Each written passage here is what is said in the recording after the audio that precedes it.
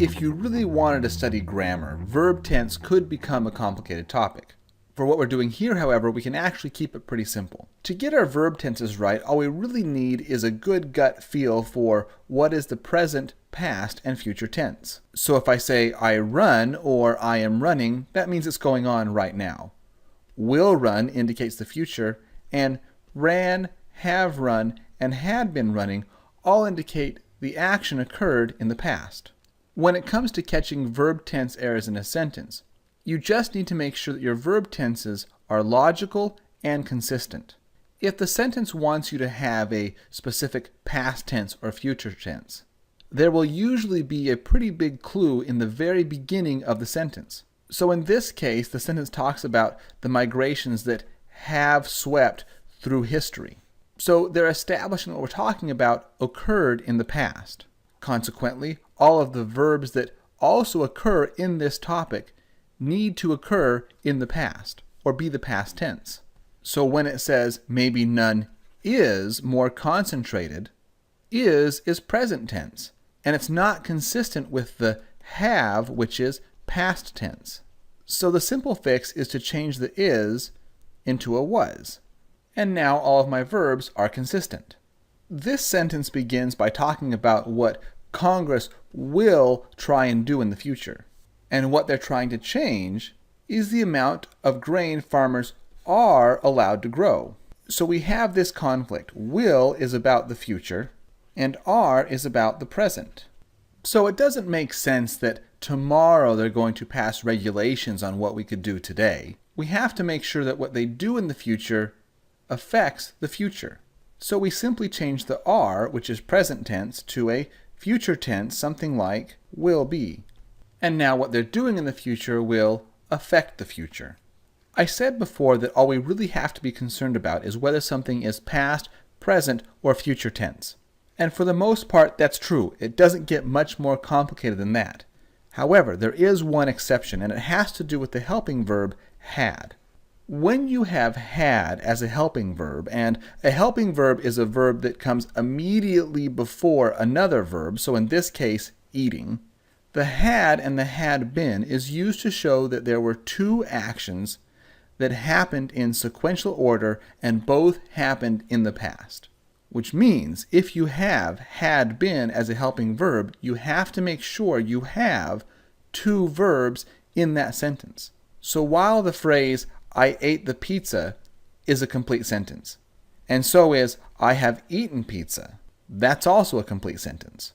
The phrase, I had been eating pizza, is not a complete sentence because we only have one verb.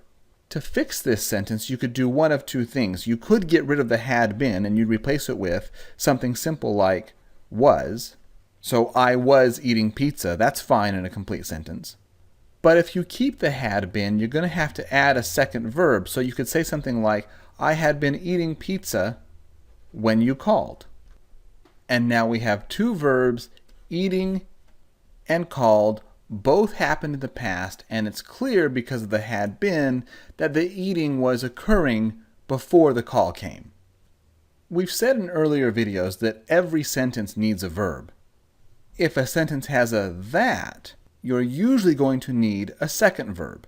And in contrast, if a sentence has in, for, or of, you're generally not going to want a verb to follow either one of those prepositions. And we can see this with some simple examples. If I say, I believe in hard work, that's a complete sentence. That's fine. However, if I say, I believe that hard work, hopefully you should feel that's not a complete sentence, because the that clarifies that you don't simply believe in hard work, there's something about hard work that you believe in. To make it a complete sentence, you have to say something like, I believe that hard work is important, where the is the second verb following the that. Let's look at one more example. In this sentence, this book shows cars. That's a complete sentence. And I guess we could visualize that the book is something like a book a child would read, where it just has pictures of cars. Now let's look at the two following sentences, where we have a book that shows cars polluting, and then a book that shows cars are polluting. In the bottom sentence, we have this extra verb, are. So what's the difference between showing cars polluting and showing cars are polluting? Well, the top example is actually similar to the blue example below, where showing cars polluting is like saying you're showing pictures of cars polluting. But in the bottom example, we're talking about what cars are doing. We're not showing pictures of cars polluting, but there might be some kind of graph or analysis that describes exactly how or what cars are doing to do the polluting. So there is a subtle difference in meaning between the two blue sentences. More importantly, however, we have two verbs in the third sentence. We have shows, and then we have are. We have a verb doing a verb, and that's when you need to add a that. And the that is used to clarify that the book is just not showing pictures of cars polluting, but the book is showing an attribute or aspect about cars, and that happens to be that cars are polluting. Here's another example when you need a that because you have two verbs.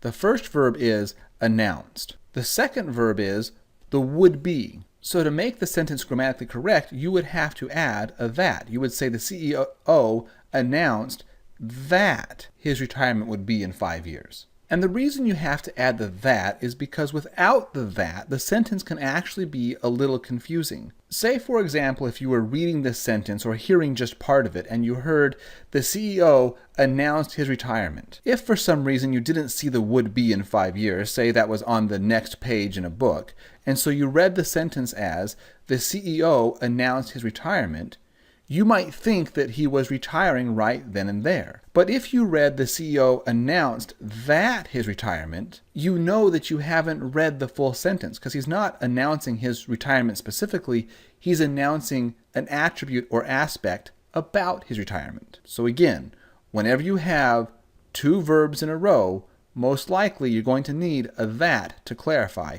especially when you have a verb doing a verb. So in this case, when you have the announced, that's verb 1, and what he's announcing is the would be, the verb doing the verb, that's when you need a that.